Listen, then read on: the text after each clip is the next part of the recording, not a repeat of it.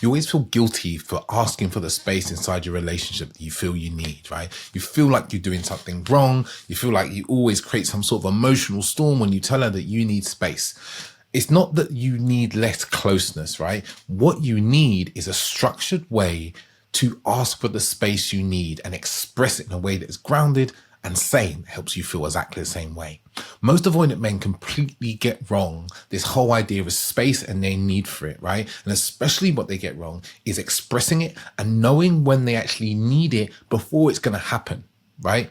So the problem is that space often feels like to your partner like a threat to them and the relationship. So today I'm going to show you a really structured way, right, for you to keep your autonomy, get the space you need without damaging your relationship and without creating a storm inside your relationship with your partner. So by the end of this episode, you're going to have a clear difference and understanding between healthy space and destructive distancing. Right? You're going to know how to ask for the space you need without creating rupture and how to return in a way that builds trust and love and connection within your relationship and doesn't break it. Right? I'm David Chambers. This is the Authentic Man podcast. So one of the weekly episodes I do, these short ones that are just me talking about something that's come up inside my work. At the moment, I work with a lot of avoidant men. I have done for the last couple of years and seen many of them get into happy, healthy relationships where they're happy, they're connected, they get married, they have kids. Like I've seen all these things. I have, messages from guys that bring through my programs for avoidant men who didn't think they could get in a relationship. And they're now in a healthy, happy, conscious relationship. So before I dive into this space piece, I just want to let you know about a program that I've got. It's my signature program, Breaking the Chains of Avoidance, which is really a program to guide avoidant men out of the habits of, not speaking, not expressing, meeting partners that are always emotionally kind of draining to them, being in relations where they don't feel they can speak and be heard, lacking leadership, into the secure type of relating where they can feel deeply, they can express themselves, they can lead their relationships, they can stop breaking connection when they don't want to, and they learn how to build intimacy, right? And I've seen many men go through this program in the last couple of years and had some incredible results. So if you're interested in the program, it kicks off on the 24th of September. So you've got to basically tell me you want in now, right? And you can click the link down below. There's also a free event I've got coming up on the 10th of September, which is really freedom in connection, how you can create freedom inside the relationship or inside your dating life, right? Without feeling trapped and so forth, and stop pushing love away. And that is a free event. It's a free masterclass. The details are down below. You just sign up for that. So let's get into the episode. Space is really normal, right? Space is a normal thing for you to need. Avoidance is a protective behavior that you put in play when you feel you're at some sort of threat, right? To lower some level of emotional intensity that's overwhelming for you, right? Because you're emotional as really avoidant men, our emotional capacity is low, right? Our emotional muscles are not as strong as they need to be for us to be in like really healthy, happy relationships, right? And this is one of the things we do inside the Breaking the Chains of Avoidance is actually build that emotional muscle. So what happens is when you want space, you vanish, you disappear. You might not even do it physically. You might be in the house, but the conversation stops. The emotional expression stops. The intimacy stops. You stop really talking to your partner. You stop looking them in the eye. All these things start to happen. Your nervous system senses some level of danger and you shut down into some sort of like energy conservation mode. This might happen to you when you're like putting all this energy into work.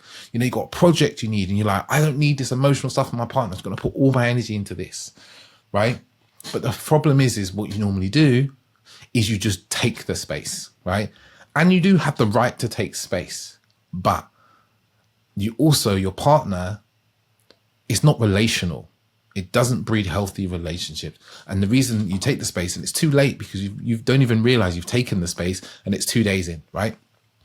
So healthy space versus distancing. Let's talk about this. Healthy space is expressed, right? It's time bound. Yeah. You might name the reason. You might state a clear return, like when you're going to come back, right? You use kind of regulated, reflective terms to express this, right? Distancing is sudden silence, vague reasons, no return time, like numbing through work, porn, alcohol, scrolling. It's an avoidance of feeling and emotion, right? It's just creating distance and not saying anything. And often you might have something you want to talk to about your partner while you create the space, and you're too afraid to express it, right?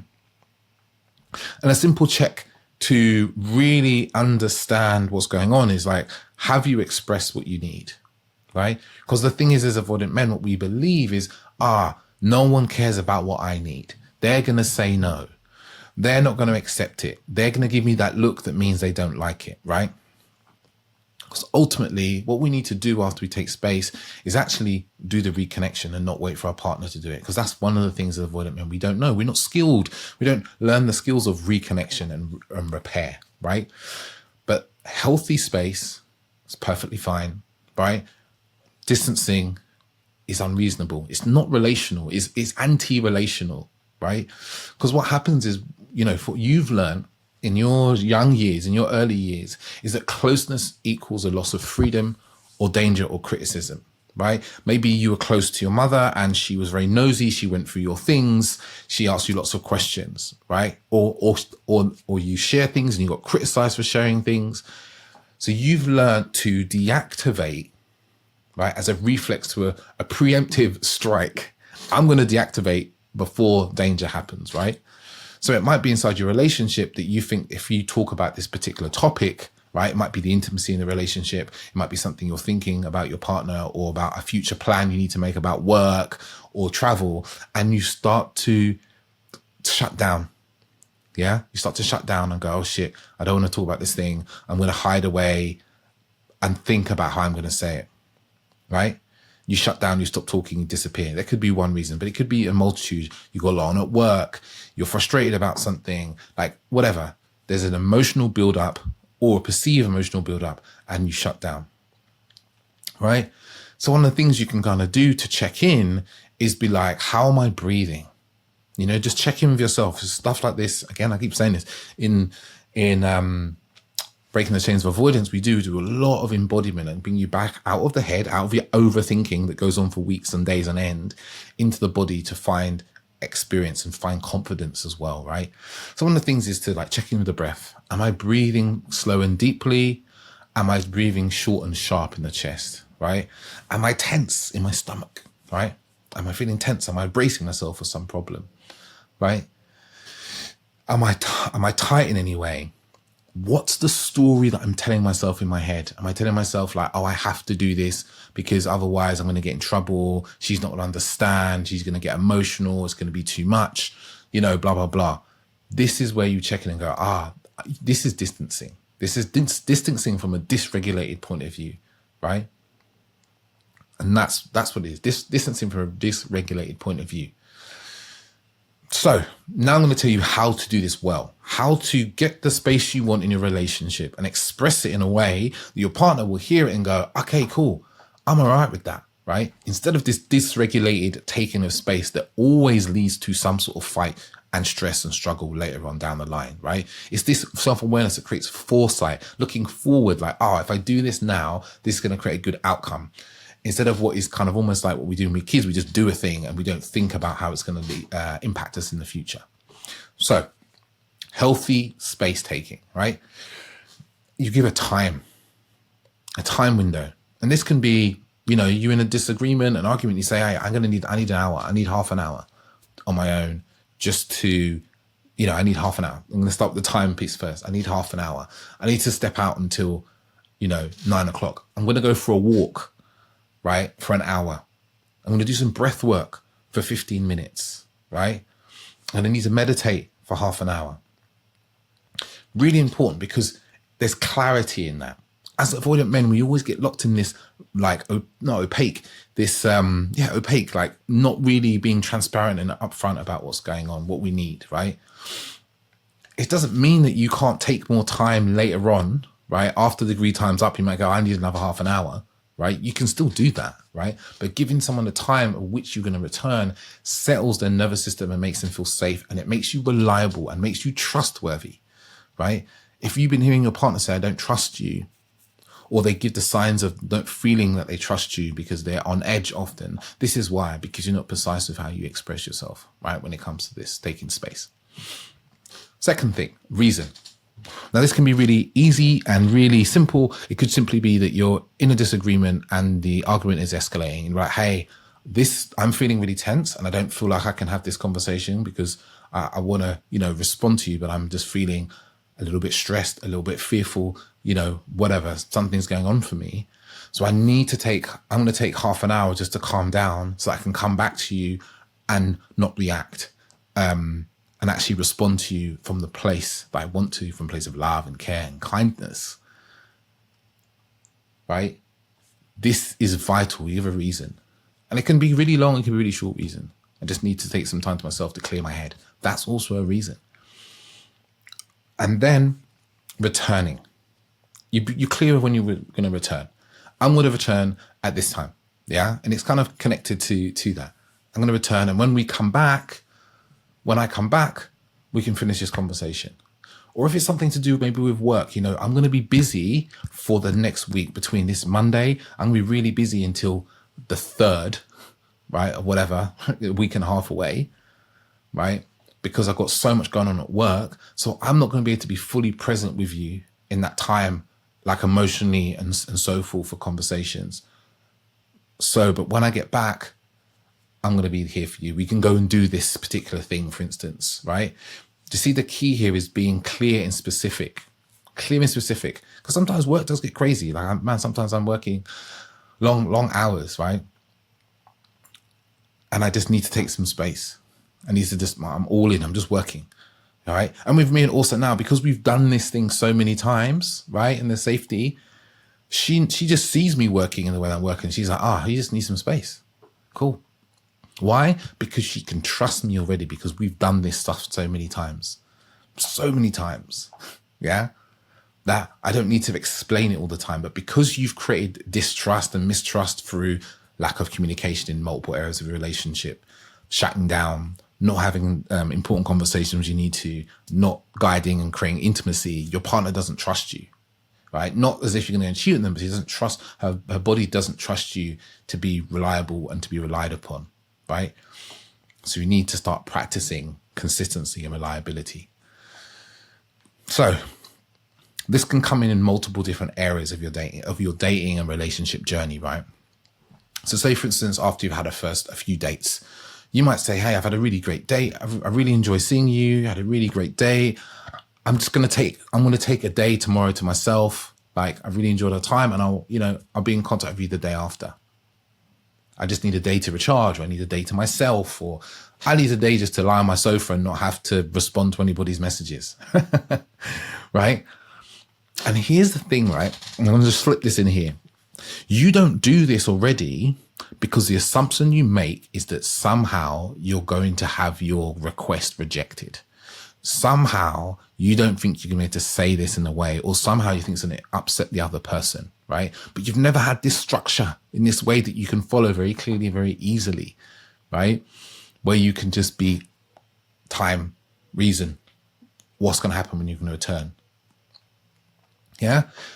This is what people need. It just creates clarity, right? Sometimes you might be, if you're dating someone, like, everything's great, I'm really enjoying spending time with you and I'm looking forward to our next date. Reassurance can go a long way as well. But I just need a day to myself just to do absolutely nothing. Yeah. And not need to think about anyone else. You can do that. Or the same can be with you. You're seeing your friends. I'm going to see my friends. Like, I won't message you until the next day because I'm just hanging out with my friends and I put my attention there. People get it. They're like, okay, cool. That makes sense. Clear communication, right?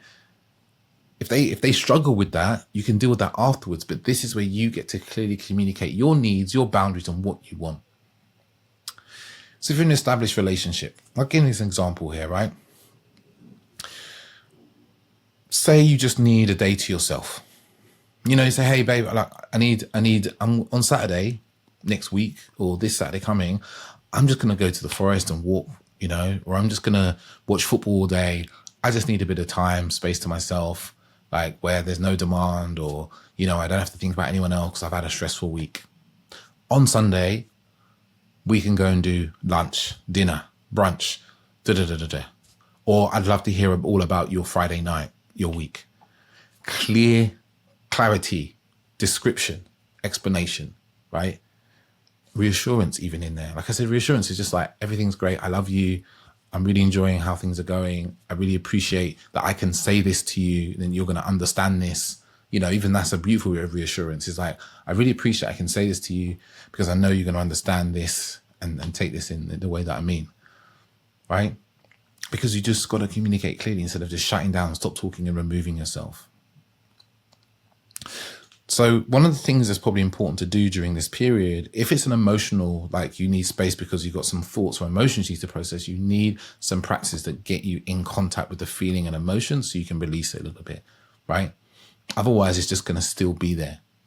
Or maybe you're taking space between a difficult argument, yeah? And then again, you're going to need some sort of tools, some sort of breath work, some sort of embodiment practices to get the feelings moving and shift out the system and create space in the mind, because all that's happening is the same thoughts are bouncing around in the mind, and you're not able to kind of let go of them or process them in a way. You're just bouncing the same thoughts around. Because what we do as avoidant men, we have this idea that if I just think enough, I'm going to figure everything out. And that isn't the truth. Because often the thoughts create more thoughts, and the thoughts create more confusion in the mind. Yeah. So returning is an interesting one, right? Because when you return, you want to instigate the connection. You want to come back at the time you said you were going to come back. Really important to come back at the time you said you're going to come back. And also be appreciative, right? Like, thank you for, I'm really grateful that, you understood why I need to take some space. I really appreciate that about you. Right?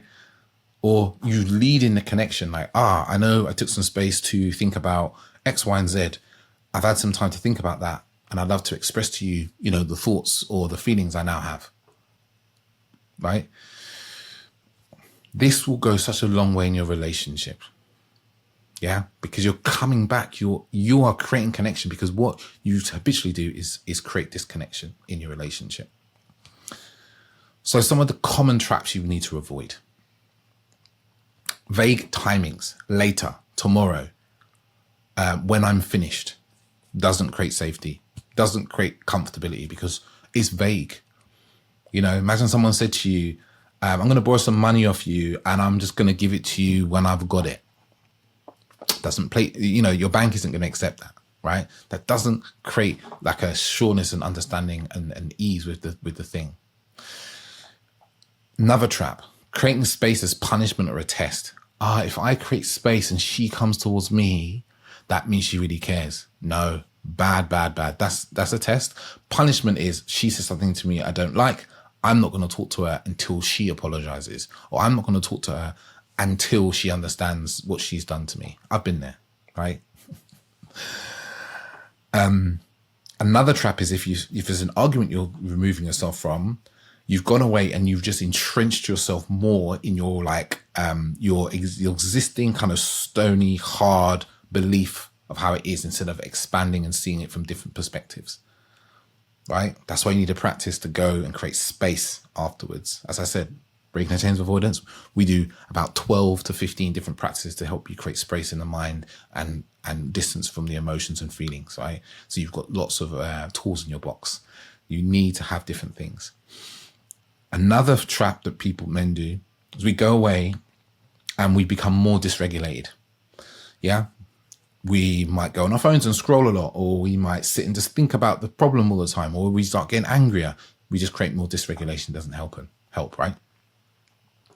Or a common trap is we come back and we are still stuck in the emotion and feeling of like anger towards the other person. Doesn't work. Yeah. So I want to close up now. But like I said, let me just talk about breaking the chains of avoidance. Like I said, there's men that have gone through it, saved their marriages, helped them get into relationships, help them building confidence in their ability to express themselves, their feelings and emotions, and connect with their partners more deeply. It's helped men go into dating with confidence, that can be able to express themselves and open up and share and hold space and lead in a way that women deeply desire us to, right? So Breaking the Chains of Avoidance is a 12-week program. It's a 12-week live program. Everything's recorded. So if you miss anything, you can dive in and see it again, watch it again. And it's a community of men really in it together, supporting each other all the way through. So I'm going to do a little summary. What did we talk about? We talked about the difference between healthy space and unhealthy space, right? We talked about why avoidant men take the space and where they do. I gave you that body check, breath, system, thoughts. Yeah, I talked about the healthy way, time, reason, return protocol, and even adding in reassurance. I gave you some scripts, early dating, in the dating, been together for a while. I talked about the reassurance or even creating a special event afterwards, the importance of reconnecting and you instigating the reconnection. And then we talked about the common traps to avoid when leading space. And then we talked about, the beauty of breaking the chains of avoidance. So that's everything you need. Any questions? Put them down below. Down below in the little section. Everyone's got questions now, right? You can put it on Spotify, got questions. You can do it on YouTube. Really appreciate questions. I love answering questions if I can get my words out of my mouth. And also, if you're here on YouTube, like it. If you're on other platforms, share it. If you're on YouTube, share it too. Because it just helps more men get this gold that they need and understand that these patterns of avoidance and this avoidant attachment is not a life sentence. It doesn't mean you're always going to do relationships badly. You can do something about it when you get the support and help you need to change it. And I say ciao, ciao.